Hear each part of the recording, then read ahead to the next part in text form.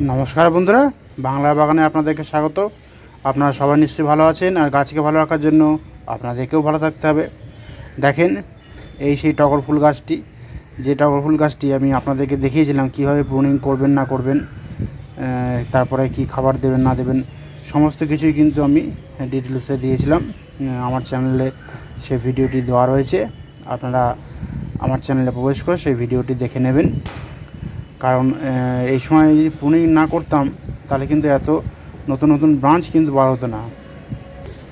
দেখেছেন গাছটি কিন্তু বেশ ভালোই আর কি মানে ঝাঁকড়া করতে পেরেছি। তো আশা করি আপনারাও নিশ্চয়ই আপনাদের টগর গাছগুলিতে প্রুনিং করে দিয়েছেন, নিশ্চয়ই এরকম নতুন নতুন ব্রাঞ্চ বেরিয়েছে আর ঝাঁকড়া হয়েছে। আর যাদের মাটিতে গাছ আছে তারাও কিন্তু একই রকম পরিচর্যা করবে, তাহলেও দেখবেন আপনাদের টগর গাছ এরকম ঝাঁকড়া হয়ে যাবে এবং প্রচুর সংখ্যায় ফুল কিন্তু আপনারা পাবেন। টাইটেল আর থাম্বনেল দেখে আপনারা নিশ্চয়ই বুঝতে পেরেছেন যে আমি আজ আপনাদের সঙ্গে কী গাছ পরিচর্যা নিয়ে আলোচনা করতে চলেছি। তো তাহলে চলুন সে আলোচনার বিষয়ের দিকে তাহলে এবার যাওয়া যাক।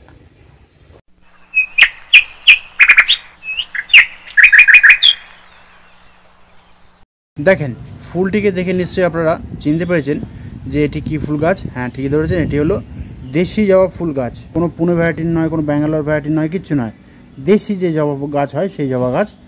আর এখানে বেশ অনেক কটাই ফুলই আজকে ফুটেছিল, তো মা সেগুলি আজকে তুলে নিয়ে গেছে।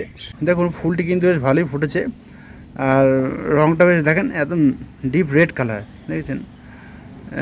তো দেখতে বেশ কিন্তু সুন্দরই লাগছে ফুলটাকে।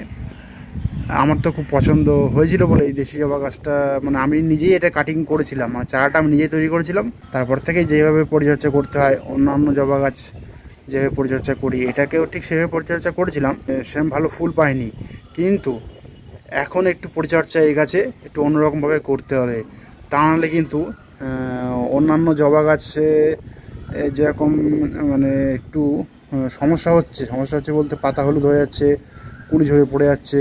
যেহেতু ওই জবা গাছগুলি ওইরকম সমস্যাগুলি হচ্ছে, সেহেতু আমি এই জবা গাছটাকে আমি অন্যরকমভাবে পরিচর্যা করেছি। তো দেখুন গাছের পাতাগুলি আপনারা শুধু দেখেন, আপনাদেরকে আমি দেখাচ্ছি। দেখেন গাছের পাতাগুলি শুধু দেখেন, পাশেও কিন্তু পুনে ভ্যারাইটি বা ব্যাঙ্গালোর ভ্যারাইটি জবা গাছ রয়েছে, তাতে কিন্তু ফুল ফুটে রয়েছে, কিন্তু পাতা হলুদ কুড়ি ঝরার সমস্যা তাতে এখনও রয়েছে।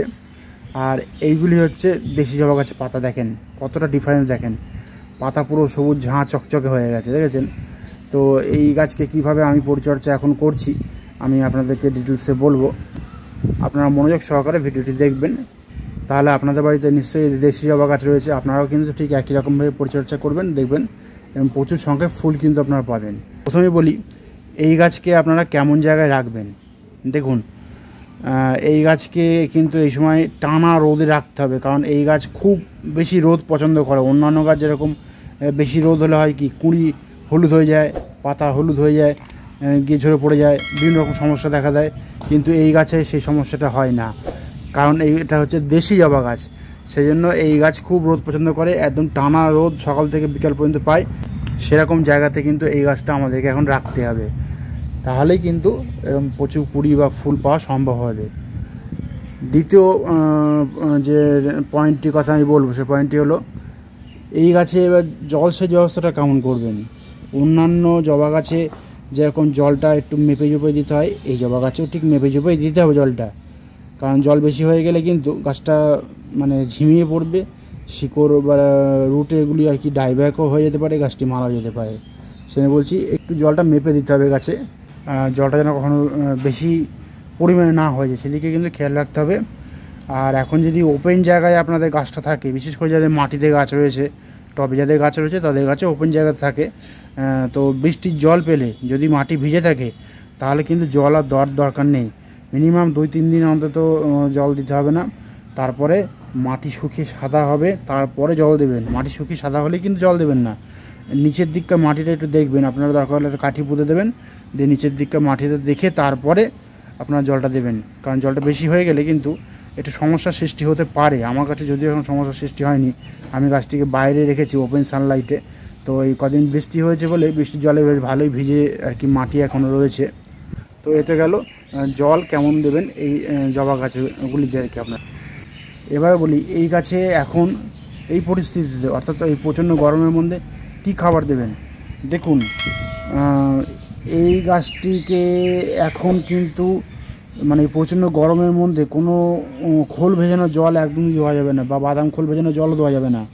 আমি করছি কি, আমি আপনাদেরকে দেখিয়েছিলাম যে কিভাবে আপনারা এই প্রচণ্ড গরমের মধ্যে এই জবা, টগর, গোলাপ, দোপাটি, সূর্যমুখী, জিনিয়া, এই সমস্ত গাছগুলিতে কী কী খাবার দেবেন না দেবেন, তো সেই খাবারই কিন্তু আমি প্রয়োগ করে যাচ্ছি। অর্থাৎ ঘুঁটে ভেজানো জলটা আমি কিন্তু 4 থেকে 5 দিন অন্তর কিন্তু আমি দিয়ে যাচ্ছি এই গাছে, মানে এই গাছগুলিতে।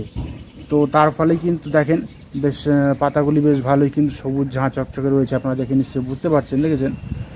আর আরেকটা খাবার কিন্তু এর সঙ্গে আমি দিচ্ছি, সেটা হলো মানে কাঁচা যে গোবর হয় সে গোবর গোলার জল আমি দিয়ে যাচ্ছি। এই দুটো খাবারই কিন্তু আমি মানে কি বলবো সাইকেল ওয়াইজ দিয়ে যাচ্ছি। প্রথম দিন দিচ্ছি ঘুঁটে ভেজানো জল, তার ঠিক 4 থেকে 5 দিন পরে আবার ওই কাঁচা গোবর গোলা যে জলটা সেই জলটা দিয়ে যাচ্ছি। আমি এইভাবে খাবারটাকে সাইকেল ওয়াইজ দিয়ে যাচ্ছি। তো তার ফলে কিন্তু দেখেন পাতাগুলি বেশ ঝাঁ চকচকে সবুজ হয়ে রয়েছে, দেখেছেন।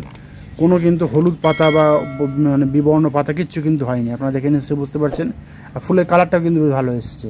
আমি কিন্তু কোনো 10-26 খাবার দিইনি, বা লাল পটাশও কিন্তু আমি দিইনি। আমি ওই দুটো অর্গানিক খাবারই কিন্তু আমি এখন প্রয়োগ করে যাচ্ছি। আর তার ফলেই কিন্তু ফুলের কালারটা এরকম এসছে, ফুলের সাইজটা ঠিকই নর্মালি আছে। তো এই দুটো খাবার কিন্তু আপনারা এই পরিস্থিতিতে এখন দিয়ে যাবেন। এখন কিন্তু কোনো রাসায়নিক খাবার আপনারা আপনাদের জবা গাছগুলিতে প্রয়োগ করবেন না, কারণ বলেছি আগে যে প্রচণ্ড গরমের মধ্যে কোনো রাসায়নিক খাবার আপনারা দেবেন না। আমি যে খাবার তৈরি করে আপনাদেরকে দেখিয়েছিলাম, ঘুঁটে ভেজানো জলটা আপনারা কেমন করে দেবেন, ঠিক সেইভাবেই কিন্তু আপনারা ঘুঁটে ভেজানো জলটাও দিয়ে যাবেন। এবং কাঁচা গোবর যে আর কি নিয়ে একটা পরিমাণ মতো জল নেবেন, অর্থাৎ আমি বলতে চাইছি 1 লিটার জল আপনারা নিলেন, নিয়ে আপনারা করবেন কি, তাতে 25 গ্রাম মতো কাঁচা গোবর আপনারা গুলে একদিন অন্তত ভিজিয়ে রাখবেন। 1 দিন বা 2 দিনে ভিজিয়ে রাখতে পারেন, অসুবিধা নেই। তারপরে আপনারা সেই 1 লিটার জলটাকে আবার আপনারা 2 থেকে 3 লিটার জলের সঙ্গে মিশিয়ে আরও পাতলা করে আপনারা আপনাদের সমস্ত গাছে দিতে পারেন, কোনো অসুবিধা নেই। গরমের যত সমস্ত গাছ আছে সমস্ত গাছে দিতে পারেন।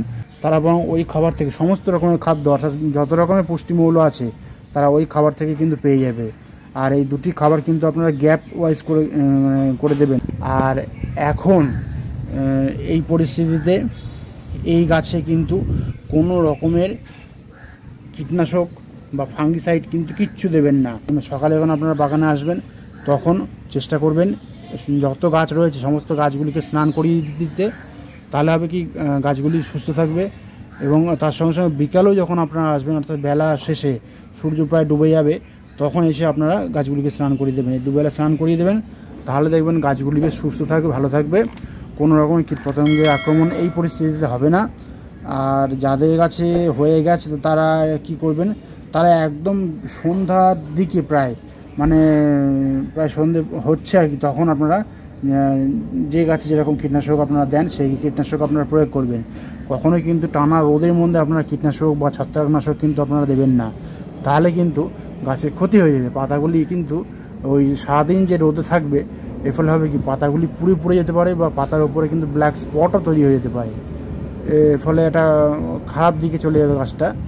তো সেই জন্যই বলছি আপনাদেরকে যে সারাদিন কোনো কিচ্ছু আপনারা করবেন না, সকালে এবং বিকেলে আমি যেভাবে বললাম সেইভাবেই কিন্তু আপনারা স্নান করিয়ে যাবেন গাছগুলিকে, তাহলে দেখবেন গাছে কোনো কীটনাশকের প্রয়োজন হবে না, গাছগুলি বেশ সুস্থ থাকবে। আপাতত যতদিন পর্যন্ত একটু মানে ঠান্ডা ওয়েদার না হচ্ছে ততদিন পর্যন্ত কিন্তু এইভাবেই আমাদেরকে পরিচর্যা করে যেতে হবে। আর যাদের মাটিতে গাছ রয়েছে তারাও কিন্তু ওই একই কাজ করবেন, সেমভাবে পরিচর্যা করবেন না। যাদের মাটিতে গাছ রয়েছে তারা ঘুঁটে ভেজানো জল কতটা দেবেন, তারা মিনিমাম 500 ml করে ঘুঁটে ভেজানো জল আপনাদের গাছের গোড়া থেকে অন্তত প্রায় কি বলবো 1 হাত মতো দূরে দেবেন, গোল করে ছড়িয়ে দেবেন, তাহলেই হবে। গোবর ভেজানো জলটাও ঠিক তাই করবেন, একইভাবে দেবেন, তাহলে দেখবেন গাছগুলি বেশ ভালো থাকবে। কারণ মাটিতে তো জৈব খাবার একটু বেশি হলেও কোনো অসুবিধা নেই, সে টবেও ঠিক তাই, জৈব খাবার বেশি হলে কোনো অসুবিধা হবে না, এ তো রাসায়নিক খাবার নয় যে ক্ষতি হয়ে যাবে গাছে। আর হ্যাঁ, আরেকটা কথা বলি, যারা এখনও এই গাছে পিঞ্চিং করেননি বা করবেন ভাবছেন তারা কিন্তু খুব শীঘ্রই অতি দ্রুত কিন্তু পিঞ্চিং করতে পারেন। আর যারা এখন নার্সারি থেকে নতুন চারা নিয়ে এসে বসাবেন তারা কিন্তু নার্সারি থেকে চারা নিয়ে এসে হঠাৎই কিন্তু বসিয়ে দেবেন না। আপনারা চারাটাকে নিয়ে এসে বাড়ির ওয়েদারের সঙ্গে কিছুদিন খাপ খাইয়ে রেখে দেবেন, মিনিমাম 10 দিন। তারপরে আপনারা যদি ইচ্ছা করেন বসাতে পারেন। তো আমি যেভাবে আপনাদেরকে পরিচর্যা করতে বললাম এই দেশি জবা গাছকে, এই পরিস্থিতিতে আপনারা ঠিক সেভাবেই পরিচর্যা করে যাবেন, দেখবেন আপনারা নতুন নতুন ব্রাঞ্চ কিন্তু খুব সহজেই বার করতে পারছেন এবং প্রচুর সংখ্যায় ফুল কিন্তু আপনারা এই দেশি জবা গাছ থেকে এই সময় পেয়ে যাবেন। তো বন্ধুরা আজ এই পর্যন্তই। আর যদি কোনো কমেন্ট থাকে তাহলে কিন্তু বাংলার বাগানকে জানাতে ভুলবেন না, কারণ বাংলার বাগান সবসময় আপনাদের পাশে ছিল, আছে এবং থাকবে। আর আমার এই ভিডিওটি যদি আপনাদের ভালো লাগে তবে লাইক করবেন, গাছপ্রেমী বন্ধুদের মধ্যে শেয়ার করবেন এবং আমার চ্যানেলটিকে সাবস্ক্রাইব করে বেল আইকনটিকে প্রেস করে অল নোটিফিকেশনটিকে প্রেস করে রাখবেন, যাতে এই নিত্য নতুন ভিডিওগুলি আপনাদের কাছে খুব সহজেই পৌঁছে যেতে পারে।